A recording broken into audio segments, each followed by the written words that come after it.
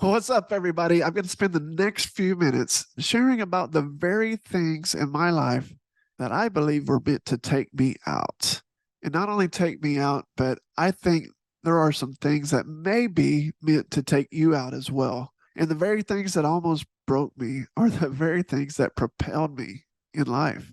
It is no joke. The very things that were being used against me, God took the exact same thing. He didn't bring something from left field. He said, you already got it. Let's use that thing that's against you and let's use it for you. And I just want to share those stories so that they can be hopeful for you. So stick around to the end as well, because I have a request for some people who might be hurting. And I know that God's going to lay them on your heart. So stick around to the end so that you can hear what my request is. But thank you so much. All this and more is happening right after this.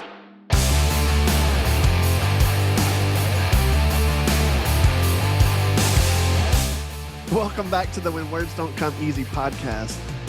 My name is Andy Howard, and I am so excited, man. So glad you're here. If this is your first time, welcome. I remember several times in my life when I was looking for a podcast just like this. And what I mean by that, this is a podcast about hope. No matter who's on, if I'm interviewing somebody or if it's just something that I'm sharing from the book or something God's laid on my heart, this podcast will be used as a tool to push people to hope. Because there were so many times in my life where I remember being in a very dark place, and you may not be in a dark place.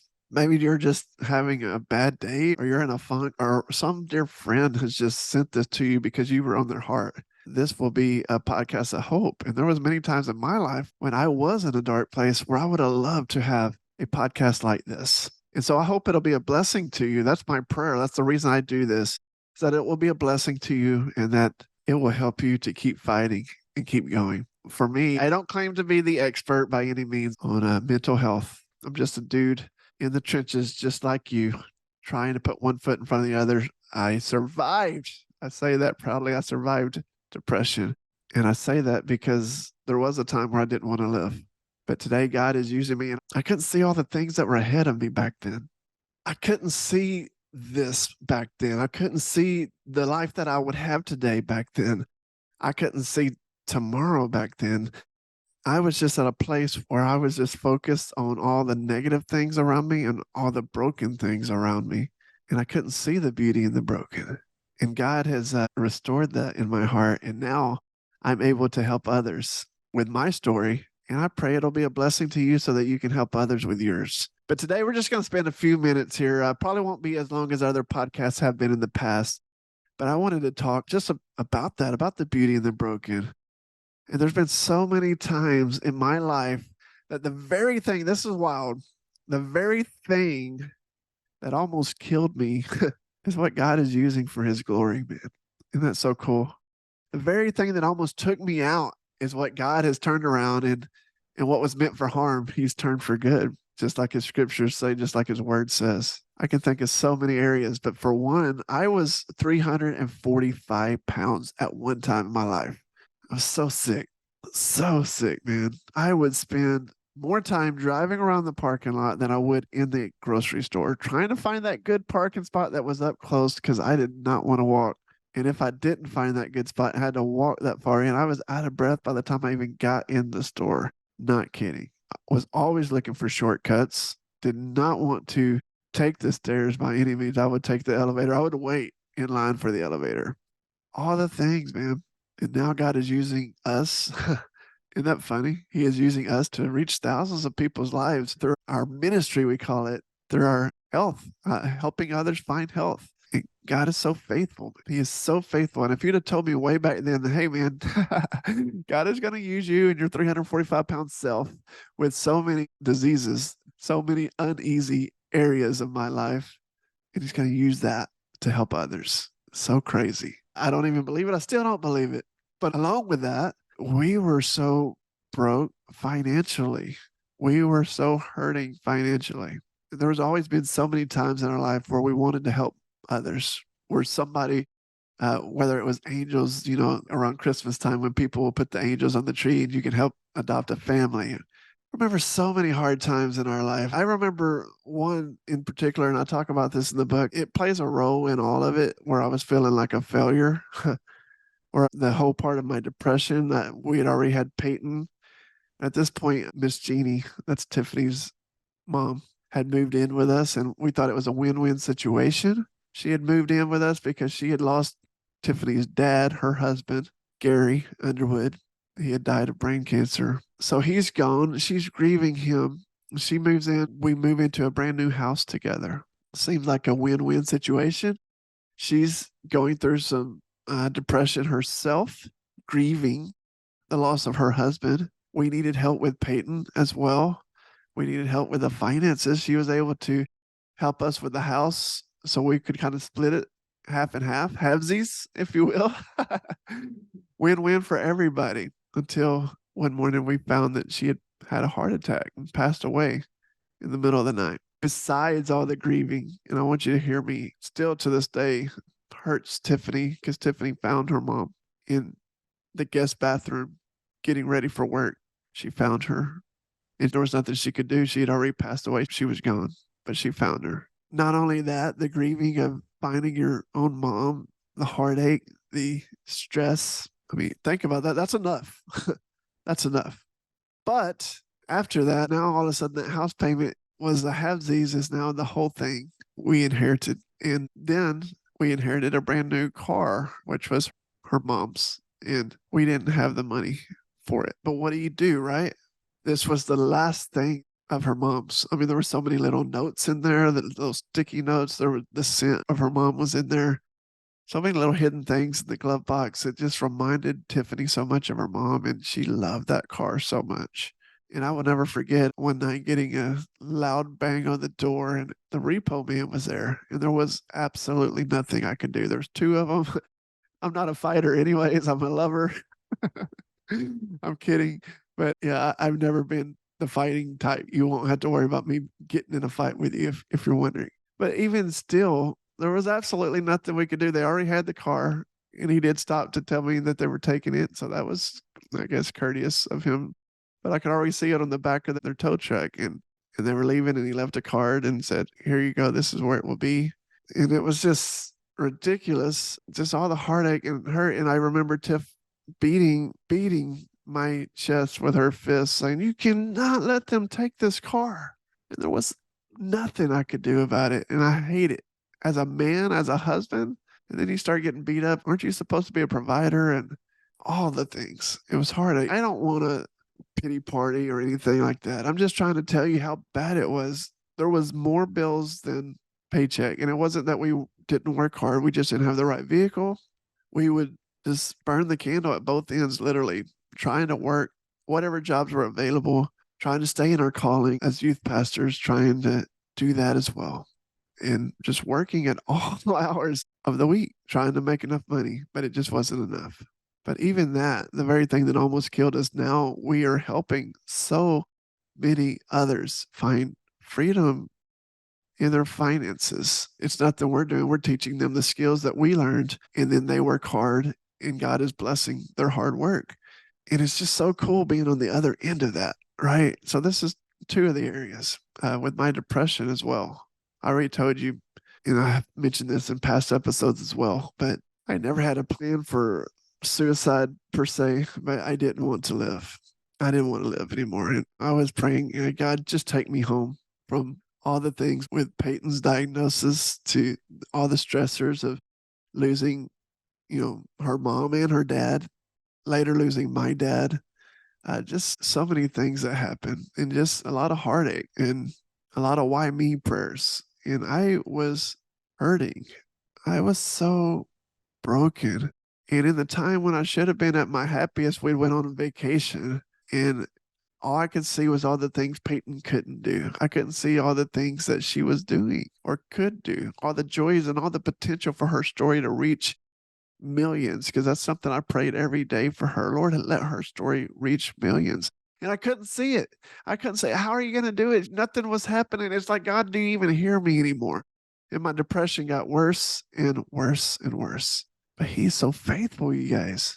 He's been so faithful to us. And I'll never forget the short version of this. And I've mentioned it on other episodes, but you can go back and listen, or it's in the book as well if you want to hear the whole story. But the short version, I was walking along the beach and I heard him whisper to me, "There is beauty in the broken. There is beauty in the broken."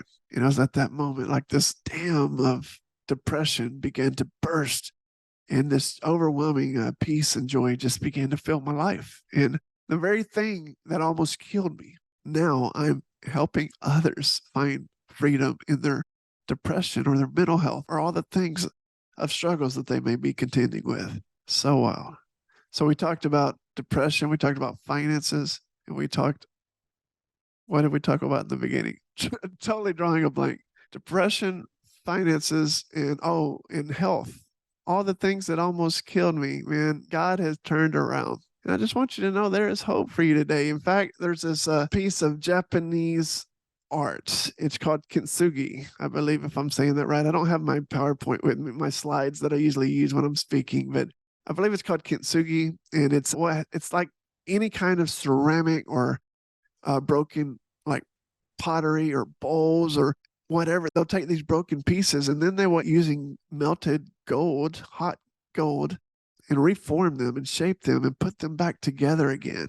And what happens, what's really cool about this piece is when it's done, it is stronger than it was before. It's actually more valuable than it was before.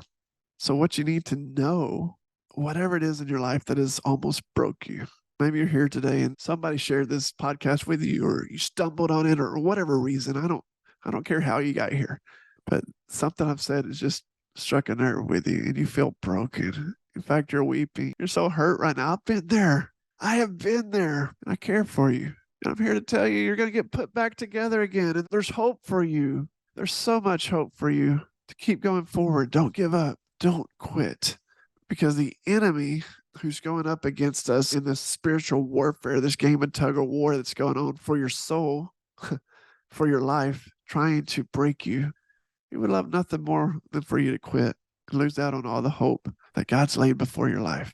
And the very things that have almost broken you could be the very things that God wants to use you to help others with. And I believe he can do that. But you have to be willing to step out first. I love the story. I love the story of the storm of Peter walking on the water, right? And this is the short version as well. But they see Jesus and they're like, "Is that Jesus? I don't know." And Peter's like, "If that's you, Lord, tell me to come out and I will come." I mean, like, I don't know. I love his faith. But even if you don't know who it is, are you really going to trust them? If you don't know who it is and it's like a bad guy trying to get you to sink, never mind. That's just how I think. I think a little warped sometimes, but forgive me. But he sees Jesus. He says, "Is that you, Lord? If it is, tell me to come and I'll come." And sure enough, he's like, "It's me. Come on, Peter." And this is what's so cool about this. People give Peter a hard time, right? Peter's the dude that blows up on a lot of people. He's the dude that cuts the soldier's ears off. He's the one that denies Christ 3 times, even after being warned that he was going to do it. He still does it. He has a hard time. Man, he reminds me so much of myself. He reminds me so much of me. I have the gifting of screwing up the most simplest tasks sometimes. But here it is. And Peter is asked, "Hey, Peter, is I, come see me. Here I am. Come on." And here's what the dude does. Because I didn't see any other disciples volunteer or jump up. Peter does it, man. He walks on water. It's in the word. It says it, right? He takes a step. He's walking on water. He's looking at Jesus. He's walking on water. But what happens? It says in the word that he begins to take his eyes off of Jesus and he puts his eyes on the storm. He starts to see the winds and the waves around him. And it's at that moment he begins to sink. He begins to fall. But Jesus got him. He had him the whole time. He grabbed, he reached out, he picked him up. He's got you. He did tell him, "Hey, oh, ye a little faith." Gave him a little scolding. But he still had him the whole time. He said, "I got you." And he's got you. Here's the thing. It's easy sometimes to lose vision of God, of Jesus. It's easy to set our eyes on the winds and the waves that are around us. But our hope comes from Jesus. Our hope comes in him. And I promise you, he didn't bring you this far to let you drown now. He's got you because he cares about you. Just like that broken ceramic pot or whatever it is, he's going to piece you back together one piece at a time. You're going to come back stronger and more valuable than you were before the storm. He cares for you. and He's got a plan for you. And how do I know this? Because our enemy that's out to get us would not try so hard. He would not be trying so hard to mess you up if you didn't have a big plan ahead for you. So don't quit. Hang in there with me, would you? Thank you so much for joining today. If this has been a blessing for you, please share this to someone who God has laid on your heart. Stay tuned for this. Hey, I hope that's been a blessing for you. Do me a favor, just like I mentioned earlier, if God laid someone on your heart while you were listening to this episode, will you forward this particular podcast to them? I really feel like, especially in this day and age we're living in, sometimes people are gasping at their last straws. They're like holding on for a breath of fresh air. And this could be it. Something I've said, I don't know. I prayed something I said would be a blessing to them, would be encouraging to them, to help them keep fighting and keep going on. Be that hope to just get to that next step, that flashlight of hope, to be able to guide the next step for you. Maybe it doesn't line up everything, the whole path. Maybe you don't see the whole picture, the whole puzzle, but that next piece comes in line enough for you to see, okay, I made it here. Now what? And you will have that same faith to keep going step by step with the Lord. Thank you for tuning in, and please pass this on to someone who it can be a blessing to. If it has been a blessing to you, please leave a 5-star review for this podcast, and even for the book on Amazon. That will help more readers and more listeners find When Words Don't Come Easy. And that's our whole goal, is to help people. So will you do that? Do me a favor on that. Also, if you would like for me to read the book for you, you can get it from Audible. I will read the story for you as well. And then it's available on Kindle. If you would like to know where I'm going to be at over the next few weeks, or if you're interested in booking me for a service, I would be so honored to come and speak and share hope to your people. You can find that at andyhoward.com. And all the stuff about the book is there as well. Thank you guys so much. We'll talk to you next time. God bless.